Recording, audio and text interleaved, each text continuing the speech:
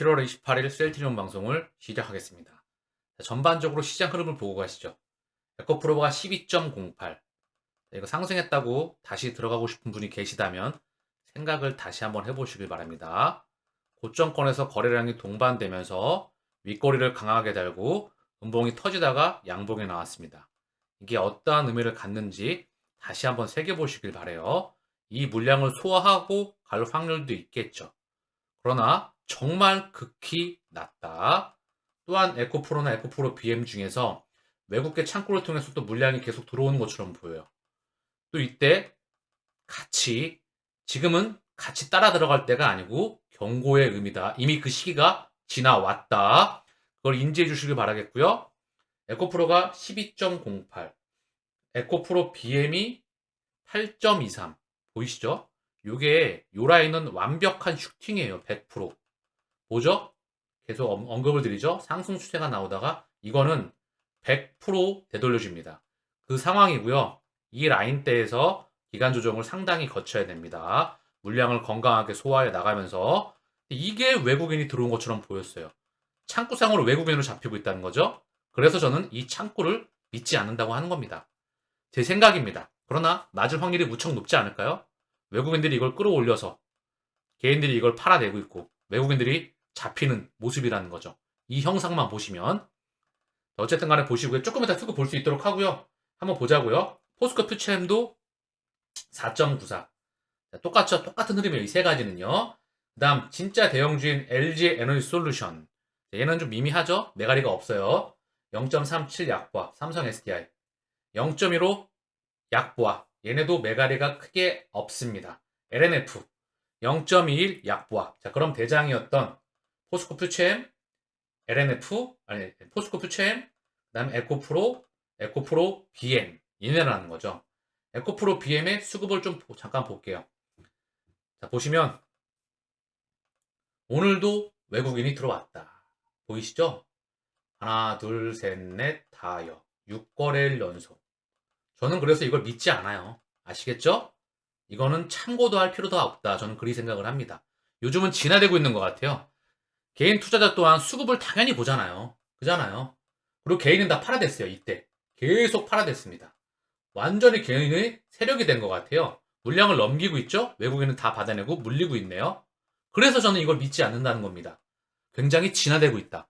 제 음모론이자 제 개인적인 생각이라 보셔도 돼요. 저는 그것만 봐요. 기업 가치만. 그리고 기업 가치를 반영합니다. 에코프로 BM, 에코프로는 특히 에코프로 BM은 정말 훌륭한 회사이나 이미 기업 가치를 대비해서 주가가 너무 많이 올라가 있습니다. 그럼 뭐죠? 더 이상 좋은 주식은 아니에요. 좋은 회사는 맞지만. 그러면 한동안 다시 기간 조정을 거쳐나가고 안정권을 거쳐나가면서 물량 소화 과정을 거쳐나가는 게 그래야 주가가 더 레벨업을 할 수가 있습니다. 오늘 코스피는 0.17 강보합, 코스닥은 3.39 폭등이 나왔죠. 보시다시피 폭등의 이유는 2차전지 섹터에 있었습니다. 자, 그러면서 전반적으로 수급을 한번 보시자고요. 시가총액 상단을 보겠습니다. 삼성전자는 1.53 하락, SK하이닉스는 3.23 상승, 상반된 모습을 보였어요. 포스코홀딩스 2차전지가 조금씩 상승을 했고요. 나머지는 그다지 매가리가 별로 없었습니다. 조금 힘 빠지고 있고요. 코스피는 그동안 좀 눈치를 좀 보고 있어요. 워낙에 빨리 달려왔다. 물론 미국 증시가 더 빨리 달려왔고요. 유럽 증시, 일본 증시, 굉장히 전 세계 증시가 빨리 달려왔습니다. 그러면 한 타임 쉬어주는 것도 맞는 거겠죠. 코스닥을 보면 당연히 에코프로 BM과 에코프로가 상승에 나왔다. 헬스케어가 3위까지 밀려갔네요. 얘가 다시 1위로 복귀하는 모습을 저는 보고 싶네요. 시차를 두고 다시 확인할 수 있지 않을까요? 이 정도 갔으면 여기 있던 돈들이, 왜냐하면 코스피 시가총액 상단도 다 2차전지에 지금 몰려있잖아요. 그리고 코스닥 시가총액 상단도 2차전지에 다 몰려있잖아요. 그럼 이 자금이 어디로든 가야죠. 반도체로 좀 가고, 그리고 제약바이오로 좀 와야 되지 않을까요? 네이버 카카오로도 찔끔 갈까요? 저는 제약바이오로 올 확률이 무척 높다. 계속 일관되게 언급을 드리고 있죠. 작년 국내 의약품 생산 29조에 육박한다. 역대 최대. 셀트리온은 2위, 한미약품은 3위입니다. 보시면 모더나 코리아가 1위였고요. 셀트리온, 한미, 종근당, 녹십자, 대웅제약 나오고 있는데요. 이걸 보면서 어떤 생각이 드냐면요. 의약품 생산 구조가 한 나라의 규모가 30조밖에 되지 않아요. 휴미라 시장 규모가 30조 육박하죠. 이거 하나만. 그쵸? 유플라이마가 이걸 시장을 선점하러 나갑니다. 그러면 큰 그림에서 셀트리온이 전 세계 캐파를 먹어갈 게 엄청나게 많이 남아있겠죠. 셀트리온 하나만 갖고도 추후 30조 캐파를 창출한다면 시가총액은 엄청나게 성장해 있겠죠. 지금 삼성전자, LG에너지솔루션, SK하이닉스가 주목을 받고 있지만 여기에 셀트리온도 넘버 2, 3, 4, 5 여기 안에 들어가는 그런 날이 올 수도 있다 생각을 합니다. 10년 동안 10배 기준이라 생각을 하고요. 1차 목표는 제가 언급을 드렸죠. 그때까지는 일단 동행을 해야 되겠지요. 그쵸? 이렇게 바닥에 2년 반 동안 기계 만들었으면 분명히 타이밍이 전환되는 그 순간 찰나에 올 수밖에 없다. 끊임없이 언급을 드리고 있습니다. 참고로 셀트리온은 제 기준에서 안전자산이에요. 가격이 흔들거리지만 기업 가치가 성장하고 있기 때문에 단일도 신경 쓰지가 않습니다. 제 기준에서는 안전자산입니다. 지도가 다 나와 있잖아요. 유플라이마, 그 다음 램시메스, 신약, 허가, 스텔라라, 아일리아, 졸레어, 프로미어, 앞텍나, 그리고 추후 나오는 옵티보, 키트루다까지 다 정해져 있습니다. 그 시장 규모가 천문학적이죠. 첫 번째 바이오시밀러 물결을 넘어섭니다. 두 번째 물결이 우리 눈앞에 펼쳐지고 있고요. 우리가 흔들려야 될 이유는 단 한 가지도 없습니다. 셀트리온 고품질 유플라이마로 미국 시장 노린다. 안정성, 유효성 확인했고 고농도, 자가투여 주사제형으로 편의성을 확보했다. 이 PBM 소식이 나와야 될 텐데요. 차분하게 좀 기다려 보시죠. 어떻게 나올지. 중요한 건 공보험, 이 부분을 노린다고 했죠? 조바심 내지 마시고요. 기다려 보자고요. 자, 해외 증시 한번 살펴보고 가시죠. 미국 증시는 0.55, 나스닥이 0.5, 다우가 0.67, S&P가 0.64 하락으로 마감을 했고요. 얘 또한 그동안에 워낙에 많이 달렸어요. 요만큼 빠진 겁니다. 바닥에서 폭등한 다음에 빠져있는 상태예요. 굉장히 많이 바닥권에서 강하게 밀어 올라왔었습니다. 자, 그러면서 아시아 증시 니케이 0.4, 상해 1.8, 0.4% 하락했고요. 니케이는요. 상해는 1.84, 항생은 1.4% 상승했다. 그동안에 중화권 증시가 상당히 약했어요. 일본, 미국, 유럽, 대한민국 다 강하게 올라왔었다. 특히 미국과 유럽은 탄력이 아주 강했다. 일본과 더불어서 미국, 유럽, 일본이 그에 대비해서 중국 주식은 좀 절었죠. 그래서 올라오고 있는 모습이고요. 영국, 프랑스, 독일 현재 영국은 강보합, 프랑스와 독일은 약보합권에서 움직이고 있습니다. 시장 지표를 좀 보겠습니다. 원화는 1281원, 원화에 대한 찔끔 강세, 원화가 찔끔 강세였다. 찔끔 큰 의미 없어요. 보합이라 봐도 무방합니다. 달러 인덱스는 찔끔 강세, 찔끔 유가는 80.09, 찔끔 올랐다. 상승 추세이고요. 이거는 인플레이션에 대한 우려보다 위험자산에 대한 반등 신호, 그 부분으로 보고 있다. 더불어 경기를 리바이벌 시키는 과정으로 보고 있다. 경기가 위축되었다가 다시 리바이벌 되면서 경기 돌아가는 부분, 경기에 대한 상승에 대한 부분과 위험자산에 대한 선도로 보면 되겠죠. 인플레이션, 비용발 그런 유가 상승보다는 수요발 또는 긍정적으로 바라보고 있다. 그렇게 보고 있습니다. 셀트리온의 공매도 누적 잔고는요. 284만 주. 전날 286만 주에서 찔끔 줄었고요. 최저점 한 190만 주, 180만 주 대비해서 한 100만 주 가까이 늘어 있습니다. 이게 다시 줄어야 되겠죠? 오늘 셀트리온의 공매도 매매 비중을 먼저 보겠습니다. 4.36, 거래량은 36만 7천 주, 오늘 0.21 약보합. 헬스케어는 공매도 매매 비중 15.68, 거래량은 79만 2천 주, 오늘 0.63 강보합.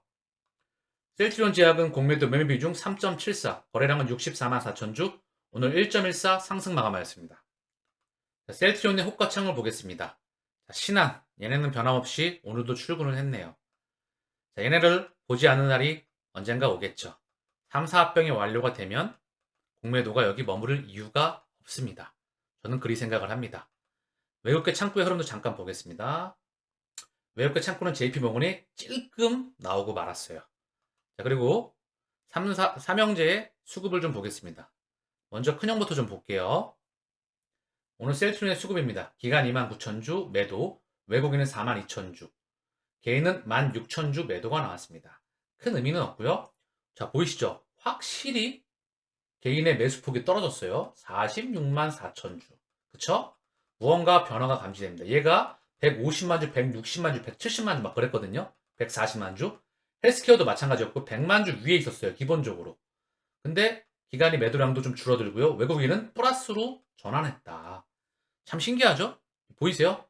이게 온통 매도였었거든요. 그쵸? 외국계 창구가. 어쨌든 중요한 건 요럴 때 얘가 플러스로 바뀌었을 때 기간도 플러스로 바뀌었을 때 개인 창구가 마이너스로 바뀌었을 때 셀트리온은 긍정적인 상황이 많이 연출되었기 때문에 제가 그 부분을 언급드리는 거고요. 오늘 연기금 12,000주, 투신 1,600주, 금융투자 18,000주 쭉 매도했고요. 보험만 찔끔 약 4,000주 매수했습니다. 연기금이 최근에 61만 주를 매도하고 있어요. 대량으로. 그쵸? 한 달 기준이기 때문에 얘도 플러스로 돌아서겠죠. 그 기준점이 올 것 같은데 이제는 그쵸? 헬스케어 기간 4만 1000주 매수 외국인 4,600주 개인 4만 2000주 매도입니다. 헬스케어도 정말 똑같네요. 얘가 알고 계시죠? 150만 주 기본적으로도 100만 주 위에 있습니다. 그러나 얘가 40만 주 외국인도 16만 9천 주 기간은 94만 9천 주 매도입니다. 그쵸? 상당히 바뀐다 수급의 흐름이 외국인이 플러스로 돌아섰고 개인의 매수량이 현저히 줄어들었다. 약발이 다 했다. 바뀌는 기점이 다가온다. 제가 항상 언급드리는 흐름이 중요하다. 흐름, 파동, 에너지의 이동이 가장 중요한 겁니다. 사모펀드 48,000주 매수, 금융투자와 보험은 각각 7,100주, 2,300주 매수했고요. 연기금은 11,000주 매도. 연기금과 사모펀드가 각각 41만 주, 42만 주 매도의 중심이었다. 투신, 보험도 매도가 나섰는데 금융투자는 그나마 플러스로 돌아서고 있는 흐름이나 전반적인 흐름이 긍정적인 흐름이 감지가 됩니다. 자, 막내 제약을 보고 제약은 기관 7,300주 매수, 외국인은 7만 7천주 매수, 개인은 8만 3천주 매도예요. 자, 얘가 개인이 50만 주 매수이고요. 외국인과 기관이 각각 10만 주, 40만 주입니다. 얘도 따라서 개인의 매수량이 줄어들면서 외국인과 기관의 매수폭이 늘어나야 되겠죠. 기관은 그래도 많진 않지만 하나, 둘, 셋, 넷, 다섯 5거래일 연속 매수가 들어오고 있긴 하네요. 얘도 수급의 전환점이 보여질 겁니다. 셀트리온 헬스케어가 원래 먼저 변하니까. 자, 셀트리온 삼형제 차트를 보면서 마칠게요. 셀트리온 삼형제 차트입니다. 차트가 완전히 죽어 있습니다. 심장 박동이 멈춰진 것처럼 보여요. 이 심장 박동이 다시 한번 펄떡펄떡 거리는 시기가 올 거라 생각을 해요. 헬스케어도 볼게요. 거의 똑같아요. 그쵸? 바닥권에서 셀트리온보다 좀 낫네요. 셀트리온은 거의 죽어있는 것처럼 보이잖아요. 왜? 얘가 대장이니까. 자, 제약도 그나마 막내니까 가장 좀 낫네요. 탄력적이니까. 대장을 죽어있는 것처럼 보게 만들고요. 그리고 2차전지는 미친 듯이 뛰었습니다. 이 자금줄 엄청나죠? 이 랠리를 보십시오. 엄청난 랠리. 이 자금줄을 지난 2년 반 이상입니다. 1년 하락 추세, 1년 반 이상 박스권. 사람의 학을 떼게 만들고 이제 그 분위기가 180도 달라질 그 시기를 저는 기다립니다. 그리고 만날 수밖에 없다고 생각을 합니다. 회사는 성장을 하니까 실적 기반 위에 이게 뼈대이다 뼈대. 이 기반 위에 모멘텀이 줄줄이 튀어나오니까 그리고 그 모멘텀이 나올 때마다 수급이 반영되는 시기가 저는 올 거라 생각을 합니다.